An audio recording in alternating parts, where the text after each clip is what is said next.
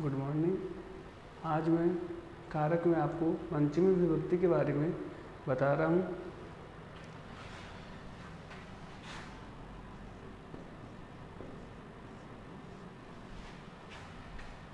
कारक की पंचमी विभक्ति का पहला नियम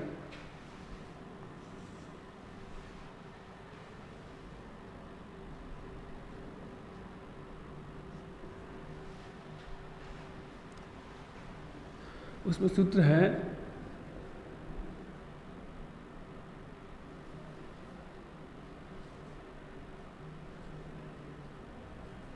इसमें कारक विभक्ति का पहला नियम, उसमें सूत्र है पंचमी विभक्ति का पहला ध्रुवम पाए, ध्रुवम पाए अपादानम।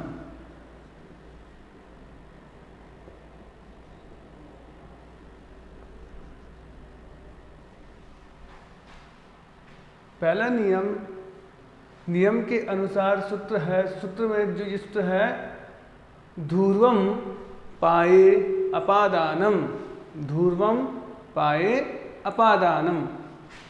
इसमें इस सूत्र के द्वारा बताया जाता है कि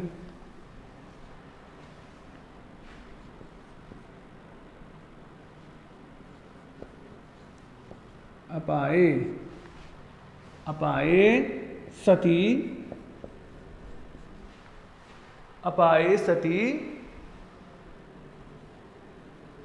यद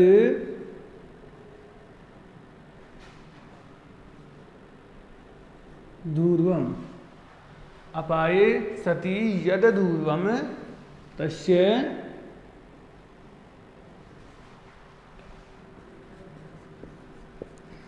अपादानम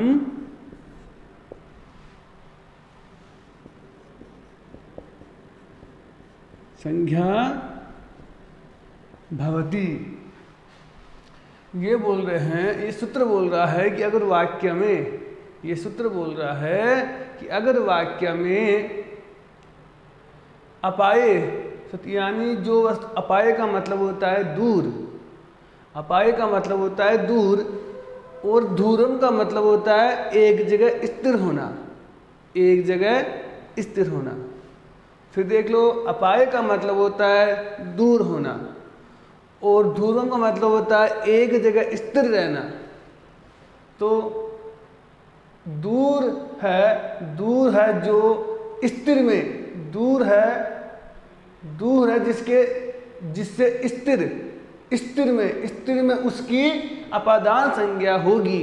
इस वाक्य के द्वारा समझिए, जैसे बोल रहा है वृक्षात् पत्रं पतति। ध्यान देना, दूर है जिसके जो स्थिर में उसकी अपादान संज्ञा होती है। अब ये बोल रहा है पेड़ से पत्ता गिरता है, पेड़ से पत्ता गिरता है। इसमें पता चल रहा है कि वृक्षात है, रामात पंचमी विभक्ति हो रही है, परंतु इसमें कारण भी तो पहचानना है। तो कारण पहचानने के लिए आपको पहले क्या, इसमें देखेंगे पंचमी विभक्ति हो रही है। अब इसमें अर्थ निकालते हैं, तो उसमें देखो वृक्ष से यानी पेड़ से पत्ता गिरता है। पेड़ से यानी पेड़ है वो स्थिर है, पेड़ क्या होता है एक जगह स्थिर रहता है, और पेड़ से जो पत्ता गिरेगा वो पेड़ से अलग गिरेगा, यानी पेड़ से वो क्या होगा, पेड़ से वो दूर होगा। जो दूर है उसमें विभक्ति नहीं होगी। जिस वस्तु से अलग हो रही है, जिस वस्तु से अलग हो रही है उसमें पंचमी विभक्ति का प्रयोग नहीं होगा, और जो वस्तु स्थिर है उसमें पंचमी विभक्ति का प्रयोग होगा। फिर देख लो, अपाय का अर्थ होता है दूर होना और ध्रुवम का अर्थ होता है स्थिर होना। और किस वाक्य में यानी किसी स्थिर वस्तु से कोई वस्तु जो दूर होती है, कोई स्थिर वस्तु से कोई वस्तु दूर होती है, उसमें पंचमी विभक्ति का प्रयोग होता है। जैसे वृक्ष से पत्ता क्या हो रहा है, अलग हो रहा है। वृक्ष एक जगह स्थिर रहता है और जो पत्ता है वो वृक्ष से अलग गिरेगा, तो वृक्ष से क्या है, अलग गिर रहा है, उससे दूर हो रहा है। तो वृक्ष तो एक जगह स्थिर है, जो वस्तु स्थिर रहती है उसमें पंचमी विभक्ति का प्रयोग होता है। अब इसमें विभक्ति अपदान या पंचमी अपदान कर लो, अपदान संज्ञा होती है पंचमी विभक्ति, और इसमें कारण लिखोगे, इसमें कारण क्या लिखोगे, अपाये सति यदधूर्वम तस्य अपादानम संज्ञा भवति। यही लिख देना अपाये, पहले लिखना सूत्र,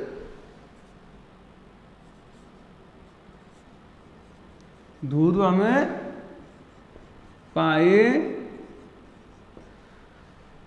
अपादानम, ये सूत्र लिखने के बाद फिर आपको ये लिखना है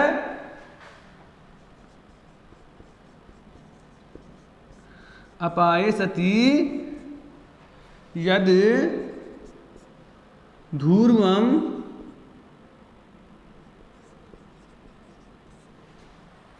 तस्य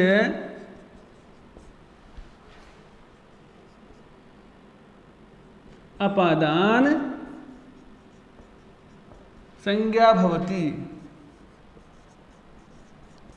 यानी कारण में आपको इस सूत्र के द्वारा, कारण में इस जो वो वाक्य देगा उसमें आपने जो कारण लिखा, विभक्ति लिखी, तो विभक्ति तो लिख दी, और इस सूत्र के द्वारा आपने उसको समझाया है कि इस वाक्य में अपाये सति जो दूर है,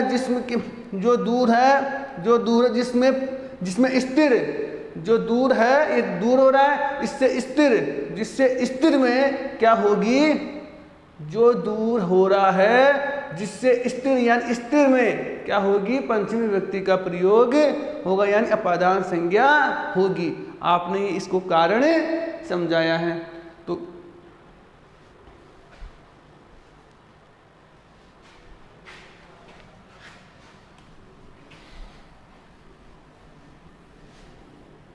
अगला दूसरा नियम देखते हैं।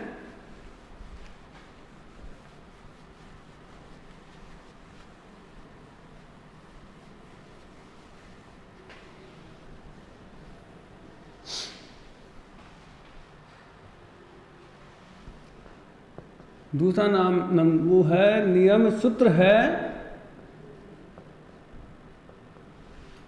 बित्रा, ये भी है बित्रा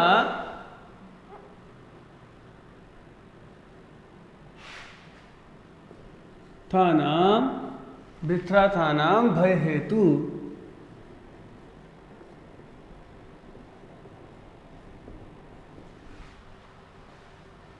बित्रा था नाम भय हेतु, इसके सूत्र के द्वारा हम समझते हैं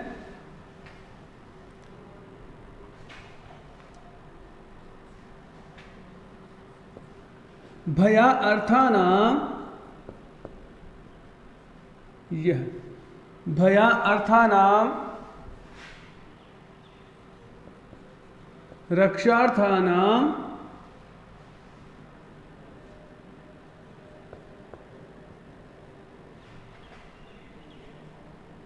च धातूनाम, भया अर्थानाम रक्षार्थानाम च धातूनाम प्रयोगे, च धातूनाम प्रयोगे भयस्य धातु नाम प्रयोगे भयस्य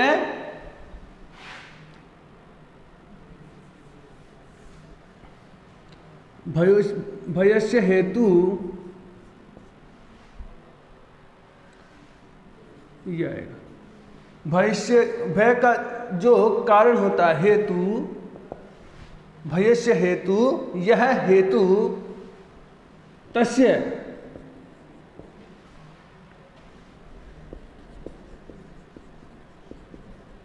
अपादान संज्ञा भवति। पर वाक्य देखते हैं। वाक्य है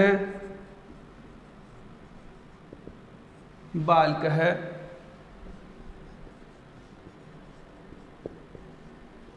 सिंगात विभेति। इसमें अपन दूसरी धातु भी देखते हैं तो रक्षति भी कर सकते हैं,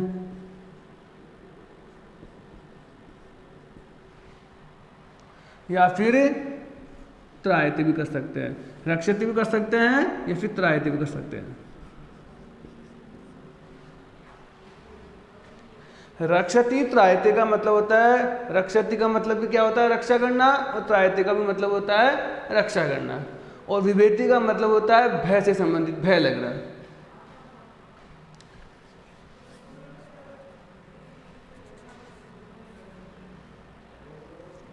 शायद लिख लो इधर,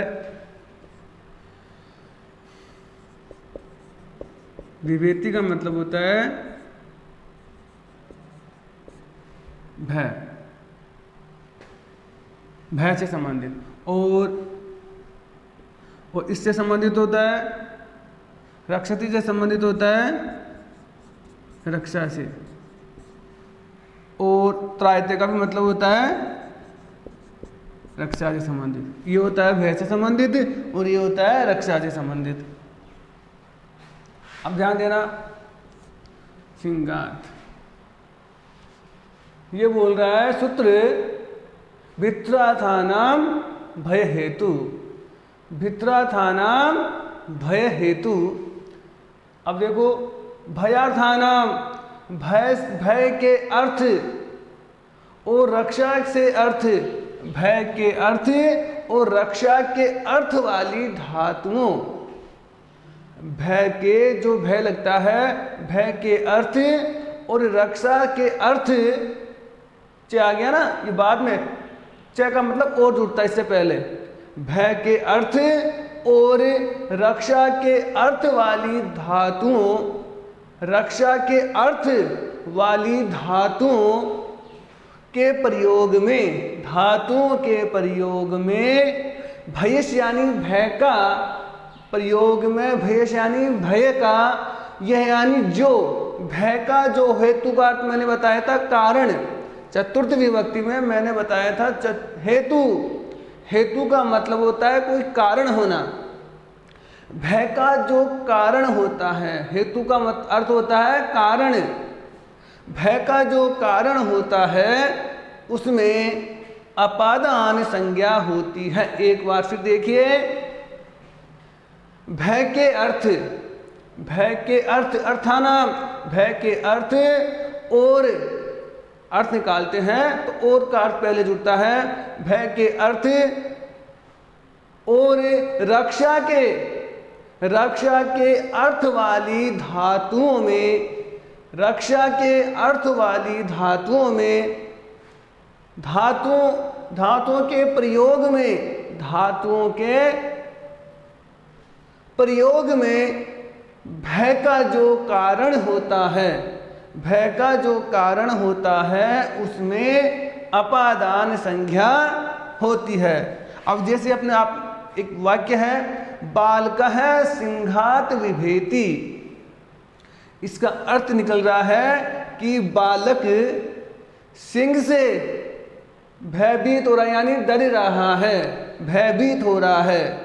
फिर देख लो, अर्थ बोल रहा है कि बालक सिंह से यानी डर रहा है, भयभीत हो रहा है। तो ये जो सूत्र के द्वारा हमने जो इसकी व्याख्या की, ये व्याख्या के माध्यम से व्याख्या के माध्यम से इस क्या जो ये वाक्य है उसमें अपन इसको क्या देखेंगे, कारण को देखेंगे। व्याख्या के माध्यम से जो वाक्य है उसमें कारण देखेंगे। तो कारण में क्या है, भय और अर्थ। तो ये विभेति है, ये क्या दर्शा रहा है, भय। तो जो ये भय से संबंधित धातु हो गई, ये क्या हो गई, भय से संबंधित धातु हो गई। तो भय से संबंधित धातुओं के प्रयोग में भय का जो कारण होता है, समझो ये धातु है भय से संबंधित, तो भय के अर्थ वाली धातु रक्षा से संबंधित भी है, पर अभी ये दर्शा रहा है भय। भय से संबंधित धातुओं के प्रयोग में इसका धातु का प्रयोग हो गया। भय का जो कारण होता है, जो इससे जो डर, ये जो डर रहा है, इसको जो भैया जो भयभीत हो रहा है, ये किसके कारण हो रहा है, भय का कारण, यानी ये किसके कारण हो रहा है, सिंह से। ये जो डर रहा है ये किससे डर रहा है, शेर से। तो कारण क्या हुआ, ये सिंह हुआ। रक्षा से संबंधित देखते हैं, तो रक्षा से संबंधित ये रक्षा किससे कर रहा है, इससे, यानी ये जो रक्षा कर रहा है किससे कर रहा है, सिंह से कर रहा है। तो कारण क्या हुआ, सिंघात। भय का और रक्षा का प्रयोग भविष्य कारण, यानी भय के मतलब और इसका मतलब यह, यानी वो कहने का मतलब यह है कि भय का जो कारण होता है रक्षा से संबंधित भी यही होता है। यानी रक्षा किससे कर रहा है, ये सिंह से रक्षा कर रहा है। किससे कर रहा है, सिंह से रक्षा कर रहा है। क्यों, इस भय किससे लग रहा है, सिंह से लग रहा है, तो रक्षा भी किससे करेगा, सिंह से। और त्रायता यानी रक्षति, त्रायता का मतलब होता है रक्षा करने के अर्थ में, विभेति का मतलब होता है भय, किसी डरने के अर्थ में। तो विभक्ति होगी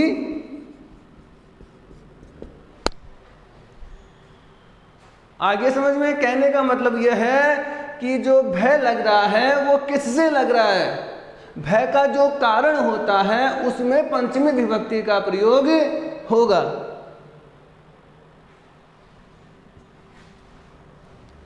विभक्ति कौन सी होगी, पंचमी।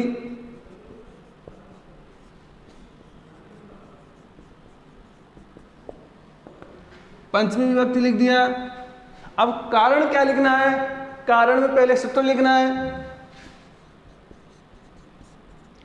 अगर आपको पेपर में पूरे नंबर प्राप्त करने हैं तो आपको अगले को इतना मौका ना दो कि अब यानी आपने ये छोड़ा है तो इसलिए मैंने नंबर काटे हैं। आपको पहले सूत्र लिखो, सूत्र के बाद में आपको ये जो व्याख्या है वो लिखो, तो आपको नंबर पूरे मिलेंगे।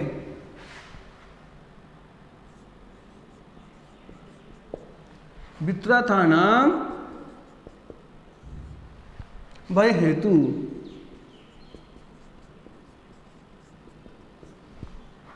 यानी कारण बोल रहे हैं कि ये जो सूत्र है, इस सूत्र के द्वारा जो वाक्य है उस वाक्य में जो सिंघात है, उस सिंघात में पंचमी विभक्ति का प्रयोग कैसे हुआ, इस कारण के माध्यम से समझाते हैं। तो कारण में ये सूत्र के द्वारा भयार्थानाम रक्षा, रक्षार्थानाम च धातुना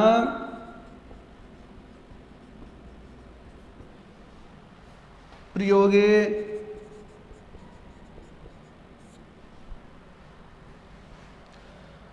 भयस्य, ये भी लिखना है, भयस्य, भयस्य यह हेतु, भय का जो कारण है, हेतु, हेतु का मतलब होता है कारण, तस्य अपादान संज्ञा भवति। इसके बाद में अब अगला सूत्र देखते हैं।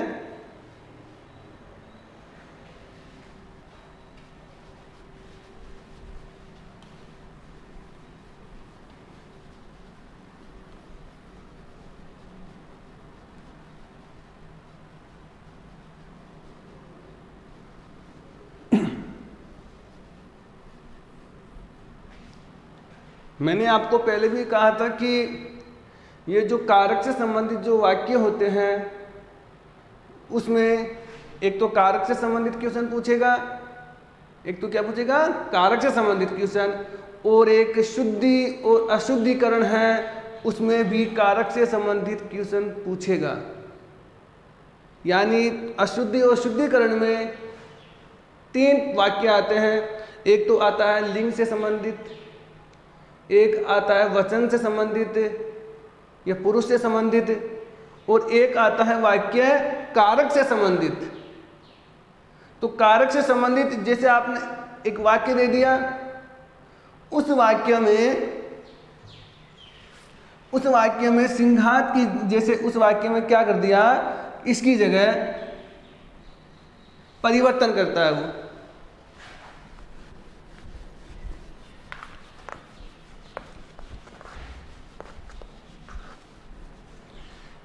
क्योंकि कारक पढ़ने से आपकी जो शुद्धि और अशुद्धिकरण का जो वाक्य होगा वो आपका सही होगा, इसलिए मैं आपको बता रहा हूं। जैसे सिंघात था, अब वो क्या करता है, वाक्य में अशुद्धि करता है, तो अशुद्धि करने के लिए वो क्या क्या परिवर्तन कर देगा, इसमें कर देगा सिंघस्य, इसमें क्या कर देगा वो, सिंघस्य। तो आपके सामने ये वाक्य आ गया और आपको इसमें क्या देखनी है, अशुद्धि देखनी है, और उसको क्या करना है, शुद्ध करना है। तो शुद्ध करने के लिए आपको क्या देखना पड़ेगा, पहले इसमें क्या पता चल रहा है कि अशुद्ध है, तो आपको ये अगर सूत्र याद है और इस सूत्र की व्याख्या याद है और ये सूत्र कौन से विभक्ति में प्रयोग हो रहा है, तो आप इस वाक्य को शुद्ध कर सकते हो। इसके लिए इसमें आपने क्या देखा, कारण है विभेति, यानी पंचमी विभक्ति में भित्राथाना भय हेतु यह सूत्र लग रहा था, और वो उस सूत्र की व्याख्या क्या कह रही थी कि भय से संबंधित क्या होता है, पंचमी विभक्ति का प्रयोग हो रहा है, और इसमें तो क्या हो रहा है, षष्ठी विभक्ति का। तो जो षष्ठी विभक्ति का प्रयोग हो रहा है तो ये क्या है, गलती है, यानी अशुद्ध है। तो आप तुरंत क्या कर दोगे, इसकी जगह बालक है सिंघात विभेति। कारक के नियम, यानी कारक से आपके 2 क्वेश्चन सही होंगे। शुद्धि और अशुद्धिकरण का एक वाक्य आता है 1 नंबर का वो, और 3 नंबर के आते हैं इस कारक में। तो आपको सूत्र की व्याख्या ढंग से याद करना, उसके हिंदी को समझना।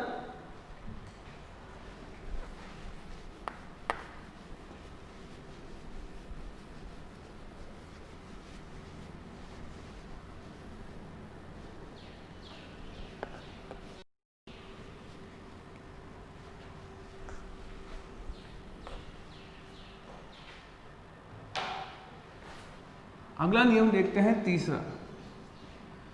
तीसरा नियम है, सूत्र है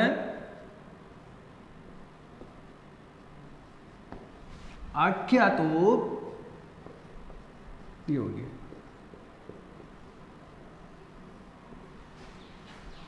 अब ये देखो, इस कारक के नियम से अगर आपको कारक आते हैं तो आपके पेपर में अर्थ भी पूछते हैं, यानी आपके वहां पर देंगे अर्थ, यानी हिंदी अर्थ। तो आपको उसमें क्या करना पड़ेगा, संस्कृत करनी पड़ेगी।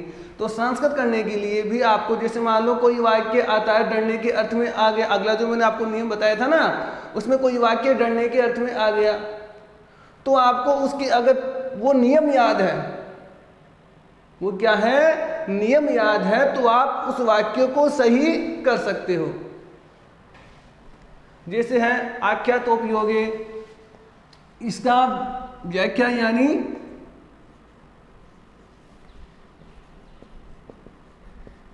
यस्मात् नियम पूर्वक, यस्मात् नियम पूर्वक विद्या गृह्यते, विद्या गृह्यते, यस्मात् नियम पूर्वक, यस्मात् नियम पूर्वक विद्या गृह्यते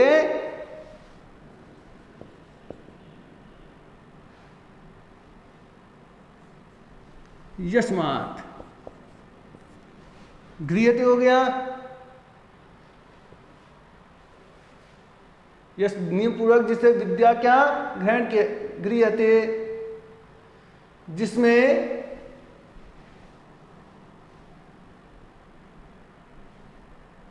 यस्मात् फिर होता है शिक्षिका, शिक्षिका द्विजनस्य, शिक्षिका द्विजनस्य,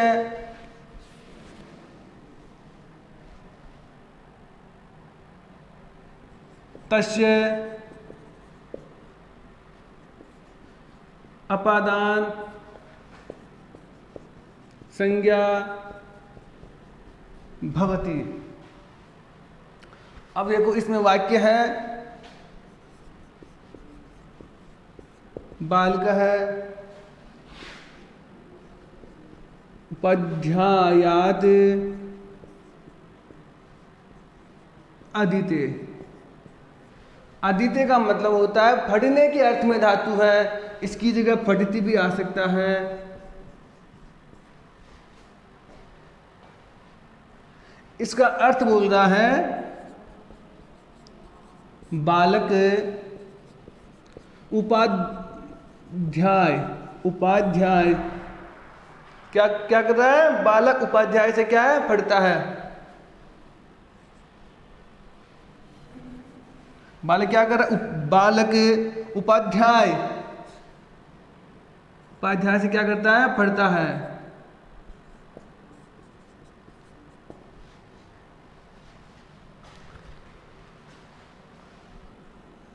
फिर मैं आपको ये बार बार कहता हूं कि कारक के नियम के द्वारा आपके 3 क्वेश्चन सही होंगे, कारक के नियम के द्वारा आपके 3 क्वेश्चन सही होंगे। वो 3 क्वेश्चन कौन से सही होंगे, एक तो कारक का, दूसरा है 3 के 4 क्वेश्चन सही होंगे। एक पहला है स्वयं कारक के 3 वाक्य, दूसरा है शुद्धि और अशुद्धिकरण, तीसरा है कर्मवाच्य। कर्मवाच्य का जो प्रथमा विभक्ति थी उसमें कर्मवाच्य के बारे में बताया था मैंने। चौथा क्वेश्चन है आपके सामने क्या आएगी, हिंदी। बालक है उपाध्याय से पढ़ता है, बालक उपाध्याय से पढ़ता है। उपाध्याय का मतलब होता है किसी गुरुजन से, इसकी जगह शिक्षक भी हो सकता है, अध्यापक भी हो सकता है और आचार्य भी हो सकता है, उनको गुरुजन की शरण में लिया गया है। तो बालक क्या कर रहा है, उपाध्याय से पढ़ता है। तो अब इसके माध्यम से यानी आपको इसकी संस्कृत कैसे बनाते हैं, कारक के माध्यम से आप इसकी संस्कृत कैसे बना सकते हो, ये देखो एक बार।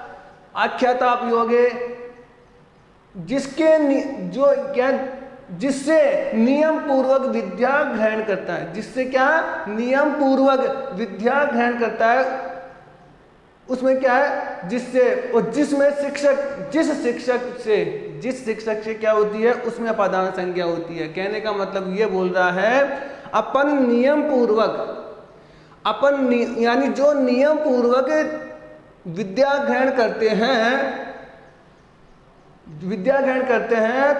तो विद्या, तो जिससे जो ग्रहण हो रही है, जिस शिक्षक से जो ग्रहण हो रही है, जिस शिक्षक से क्या हो रही है, विद्या ग्रहण हो रही है, उसमें क्या होगी, पंचमी व्यक्ति का प्रयोग होगा। कहने का मतलब उपाध्याय की जगह कुछ भी आ सकता है, शिक्षक भी आ सकता है, अध्यापक भी आ सकता है, शिक्षिका भी आ सकता है और आचार्य भी आ सकता है। यानी उसे गुरु के विलोम शब्द के, यानी गुरु के पर्यायवाची शब्द के बारे में, यानी गुरु के पर्यायवाची शब्द उपाध्याय भी हो सकते हैं, शिक्षक भी हो सकते हैं। तो इसमें क्या बताया गया है कि आपको क्या देखना है कि ये जो वाक्य है ये विद्या के अध्ययन के रूप में आ रहा है। क्या आ रहा है, विद्या के अध्ययन के रूप में। तो विद्या किससे प्राप्त कर रहा है, उपाध्याय से।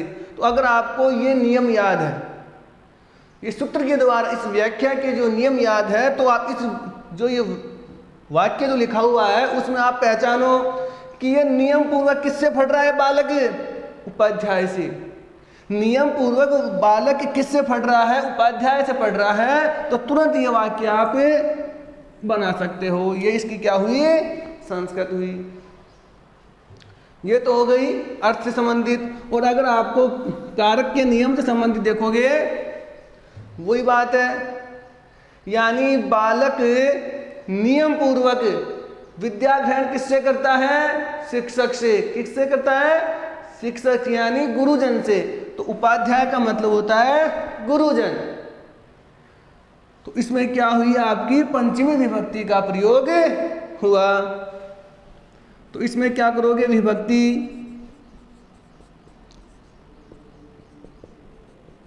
पंचमी। कारण क्या लिखोगे, कारण वो लिखोगे, यस्मात् नियम पूर्वक विद्या गृह्यते, यस्मात् शिक्षिका अध्ययनस्य तस्य पदान संज्ञा भवति। ग्रहण की जाती है, जिससे नियम पूर्वक क्या की जाती है, विद्या ग्रहण की जाती है। और जिससे वो जो शिक्षक के रूप में, ये क्या बोल रहा है, जिसमें शिक्षक पर यानी विद्या ग्रहण की जाती है, उस शिक्षक में, जिससे नियम पूर्वक विद्या ग्रहण की जाती है, उस शिक्षक में, जिसके शिक्षक में, शिक्षक यानी गुरुजन में क्या होगी, उसमें अपादान संज्ञा होगी। तो यही आप नीचे लिख देना। पहले सूत्र लिखना, सूत्र लिखने के बाद फिर आपको ये व्याख्या लिख देना।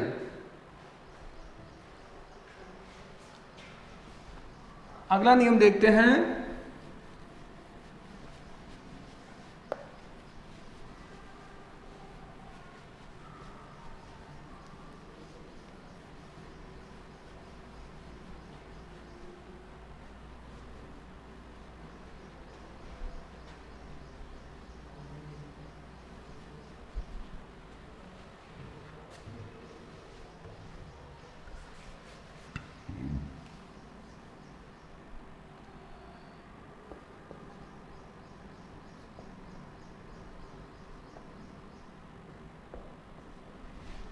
अगला नियम है जुगुप्सा।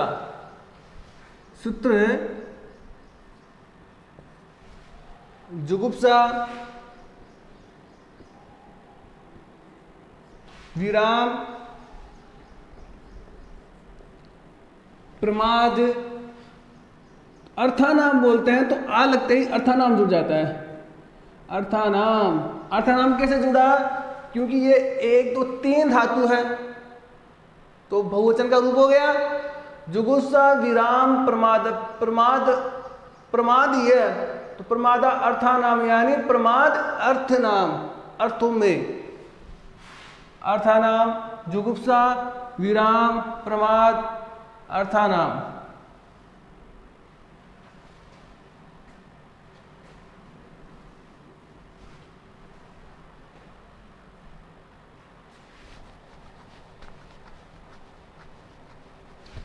अब देखो,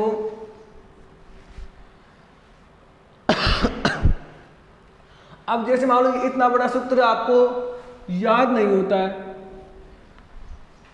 इतना बड़ा सूत्र आपको याद करने में दिक्कत होती है, तो आप इसकी व्याख्या को देखते हुए अगर आप सूत्र याद करोगे तो वो सूत्र आपको जल्दी याद होगा, क्योंकि वो सूत्र में जो टुकड़ों के रूप में आप इसको पहचान जाओगे, फिर ये सूत्र आपको याद हो जाएगा। तो इसके लिए आपको क्या है, पहले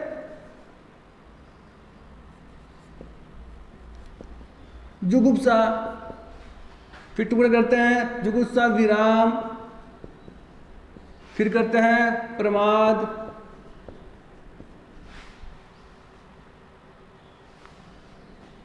फिर है अर्थानाम, या ऐसे जोड़ दो, प्रमाद आ गया, प्रमादार्थ, प्रमादार्थक, ये प्रमाद अर्थ वाले। धातु नाम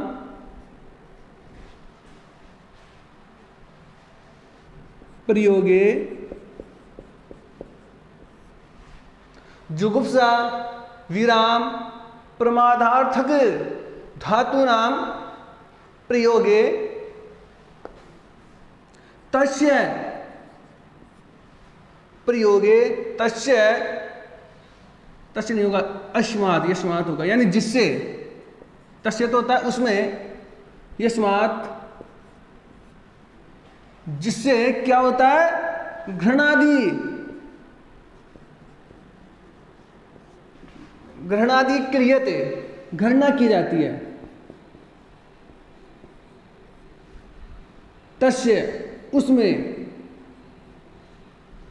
तस्य यानी उसमें, ये होगा तस्य, तस्य यानी उसमें क्या होगी,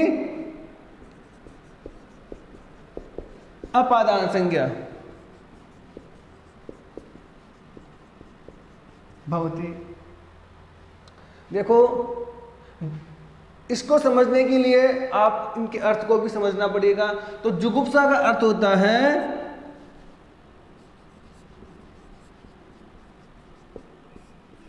जुगुप्सा का अर्थ होता है घृणा करना।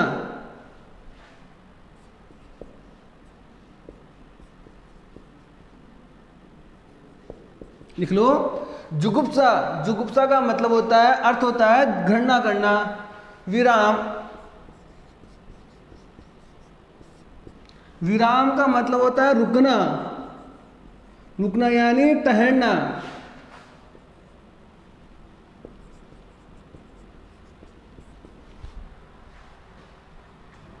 यानी एक जगह किसी को रुकाना।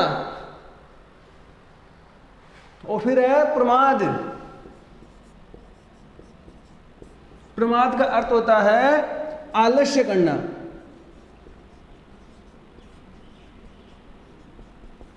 फिर देखो, इनके टुकड़े किए, जुगुप्सा, विराम, प्रमादर्थ, प्रमादार्थक यानी प्रमाद के अर्थ वाली धातु नाम यानी धातुओं में, धातुओं के प्रयोग में जिससे घृणादि, जिससे घृणा क्रियत यानी जिससे घृणा की जाती है, जिससे घृणा करते हैं, तस्य यानी उसमें अपादान संज्ञा भवति, अपादान संज्ञा होती है।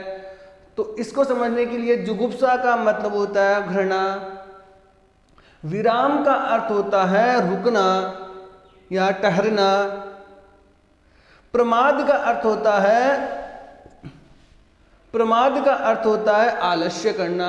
इनके अर्थ को समझोगे तो ही आपको वाक्य का अर्थ समझ में आएगा। अगर अर्थ समझ में आएगा तो ही आप उसकी क्या सकते हो, उसकी आप क्या कर सकते हो। जैसे हिंदी में आता है घृणा करने से संबंधित, तो तुरंत आप क्या लगा दोगे, जुगुप्सा। कब इसका अर्थ आपको मालूम होगा, तो पहले इसके अर्थ को समझो, इनके अर्थ को याद करना है। अब वाक्य देखते हैं। बालक, किसी का भी नाम ले सकते हैं, बालक है, कोई रमेश है, कोई सुरेश है।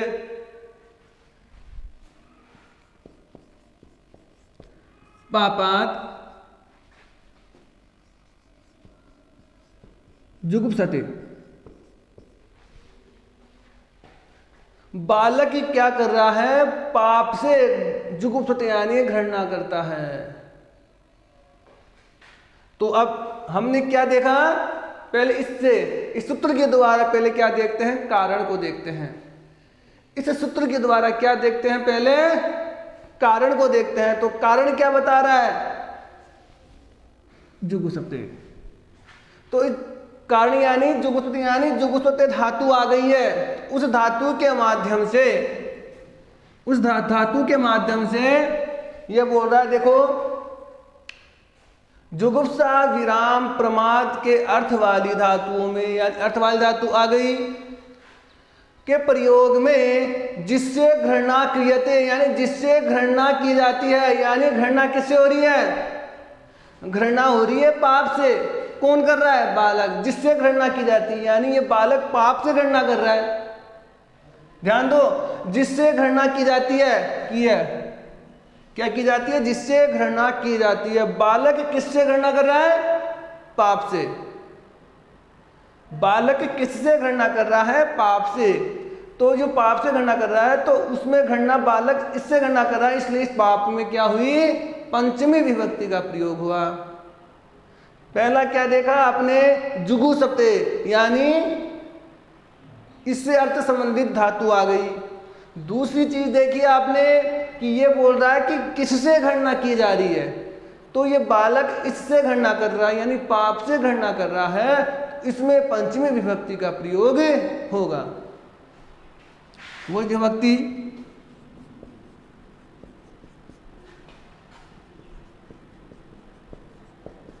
पंचमी विभक्ति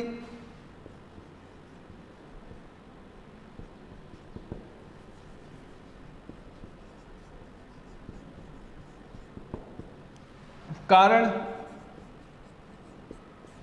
जगह कम है इसलिए देखो कारण में आपको ये कारण लिखना है। कारण कैसे लिखना है, ये लिखने की जरूरत नहीं है, आपको लिखना है जुगुप्सा।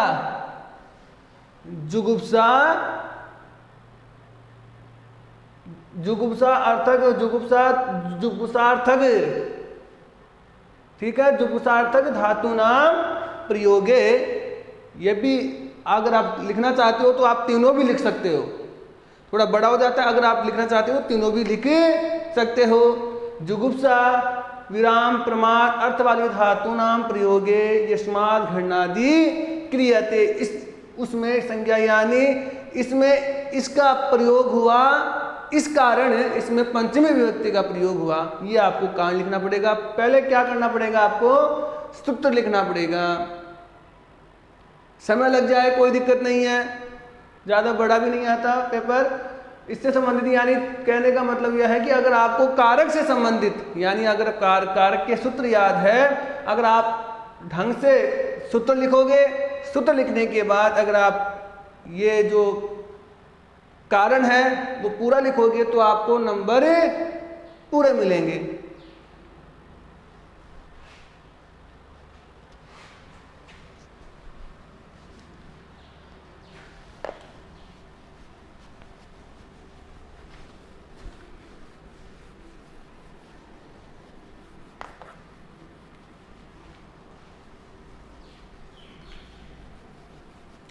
अगला देखते हैं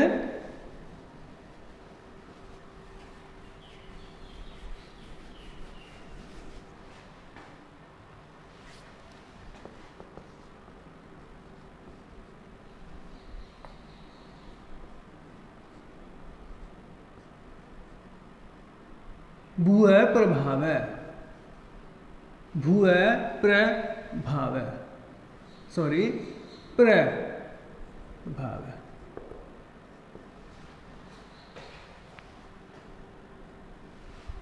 भू है प्रभाव है। अब ध्यान दो, भू का मतलब होता है भू धातु, और भू धातु का मतलब होता है कोई होना।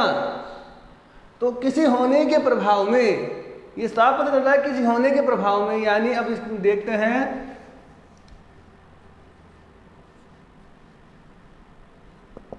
भू है धातु,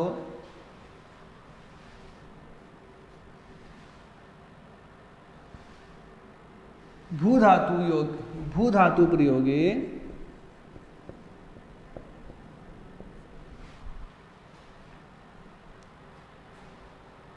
भू धातु प्रयोगे के अर्थ में बेटा पहले इससे संबंधित है।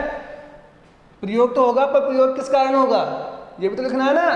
तो भू धातु यह कर्ता,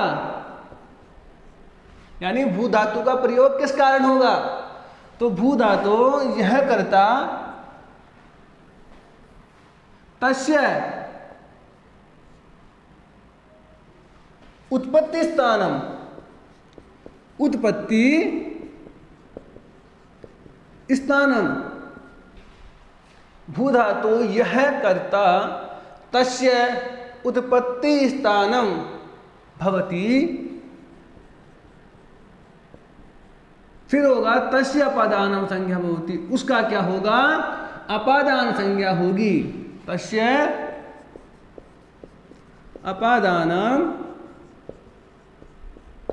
संज्ञा भवति। वाक्य देखते हैं, गंगा हिमालयात, गंगा हिमालयात प्रभवति,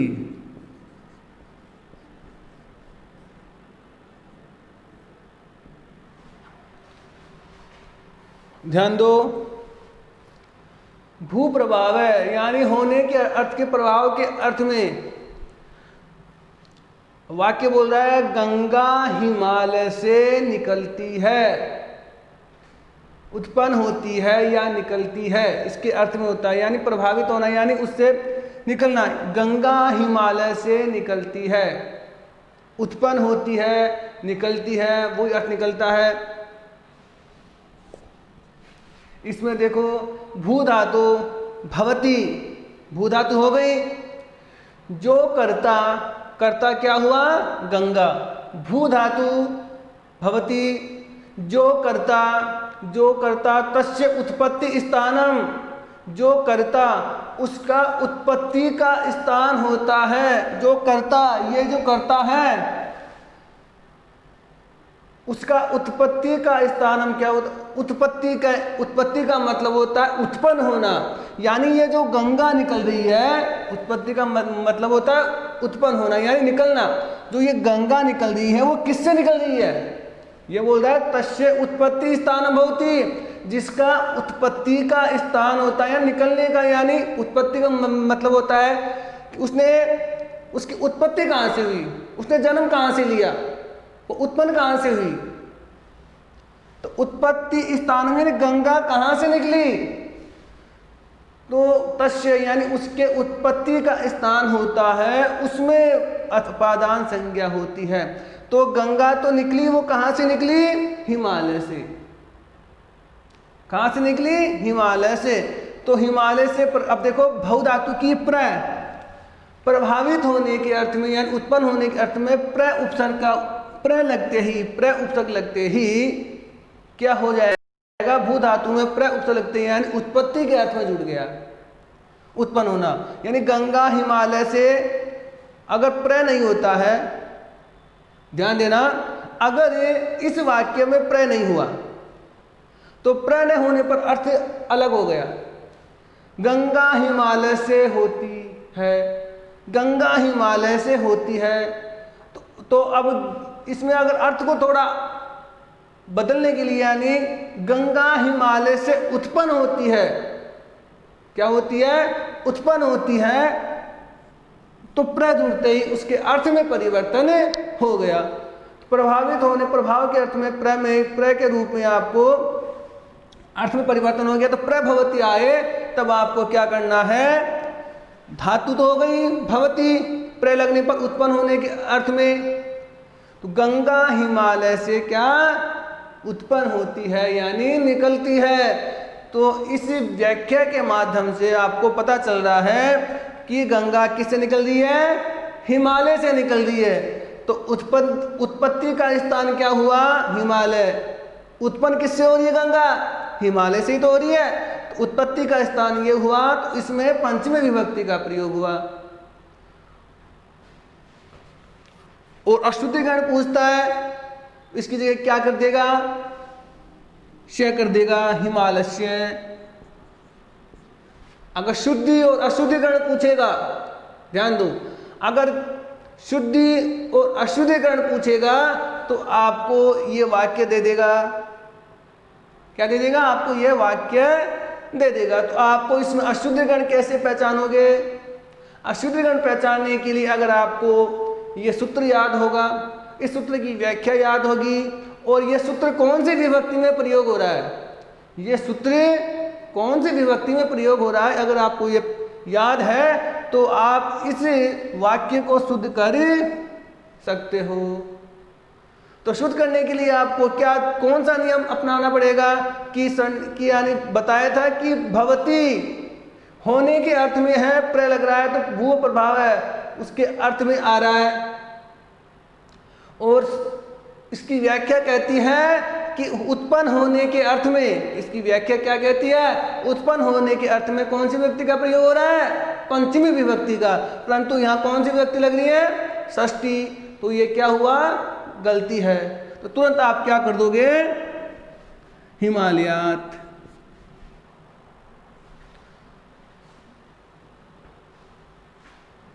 अगर अगला क्वेश्चन है कि गंगा हिमालय से गंगा हिमालय से निकलती है, गंगा हिमालय से निकलती है। अब ध्यान देना,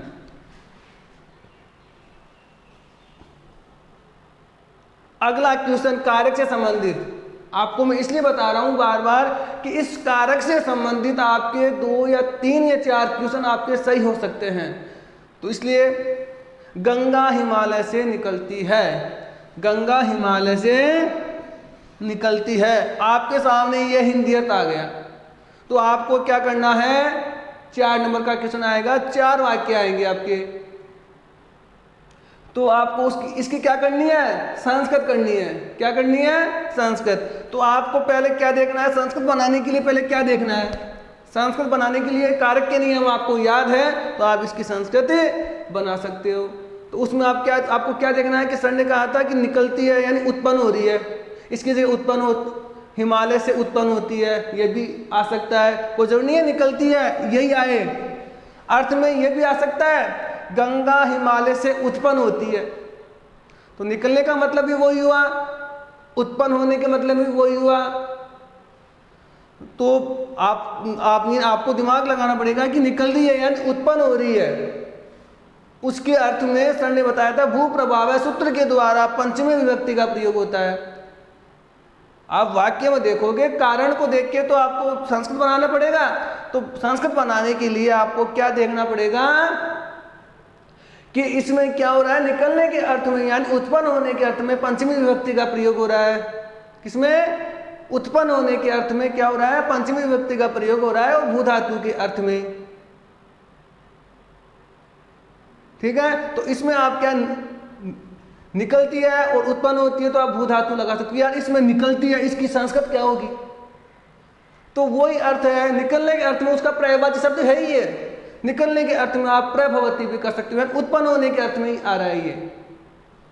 तो गंगा हिमालय से निकलती है तो आप क्या, या उत्पन्न होती है, निकलती है या उत्पन्न, इसका अर्थ उत्पन्न होती है, कोई दिक्कत नहीं है। तो गंगा हिमालयात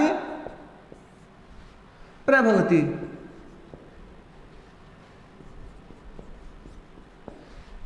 इसकी संस्कृत ही ये होगी। पर आपको संस्कृत बनाने के लिए कारक के नियम भी आपको देखने होंगे,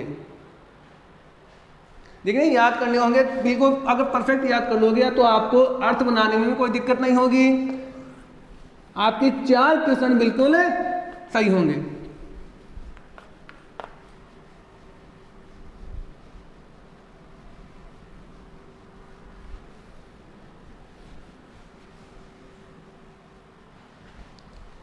अगला देखते हैं,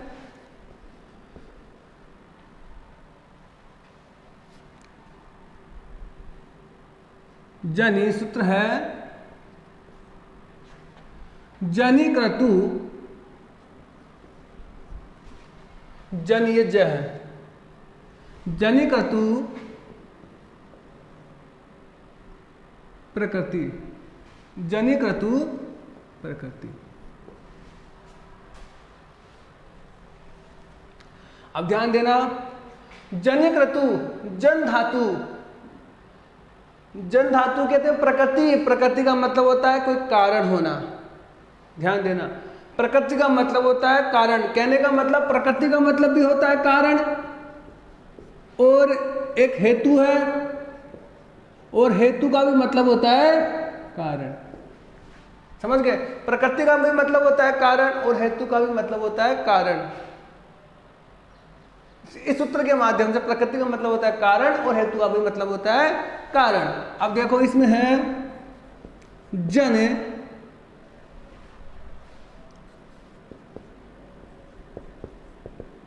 जन धातु, यह कर्ता, वही बात है जन धातु। अब जन धातु का भी मतलब होता है उत्पन्न होना, भू धातु का भी मतलब होता है उत्पन्न होना, तो जन धातु का भी मतलब होता है उत्पन्न होना। तो जन धातु यह कर्ता, जन धातु यह कर्ता,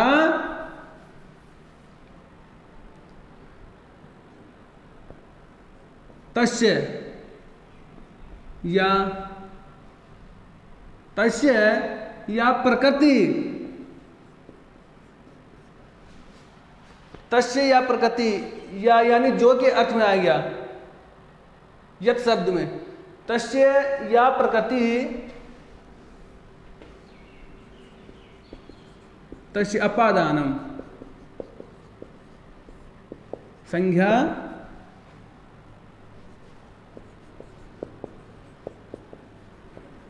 भवति।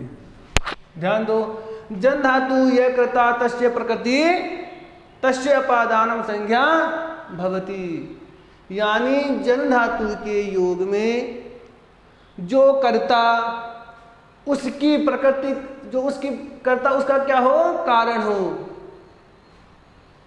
उसमें पदान संज्ञा होती है। जैसे है गोमयात,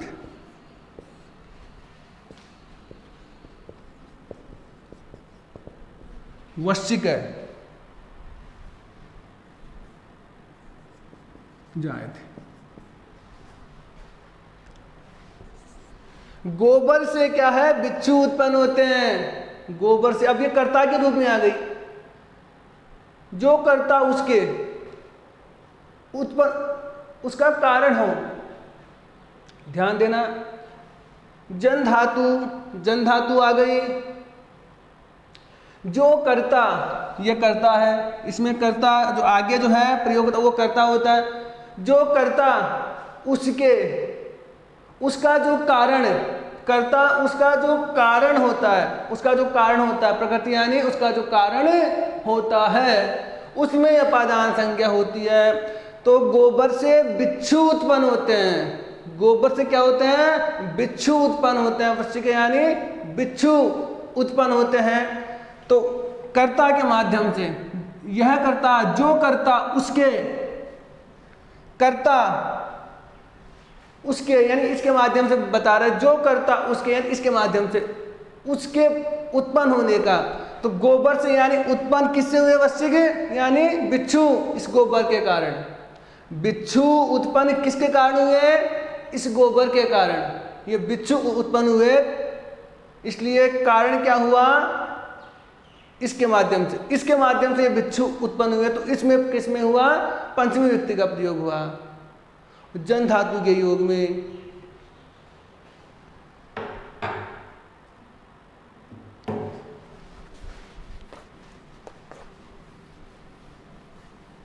अगला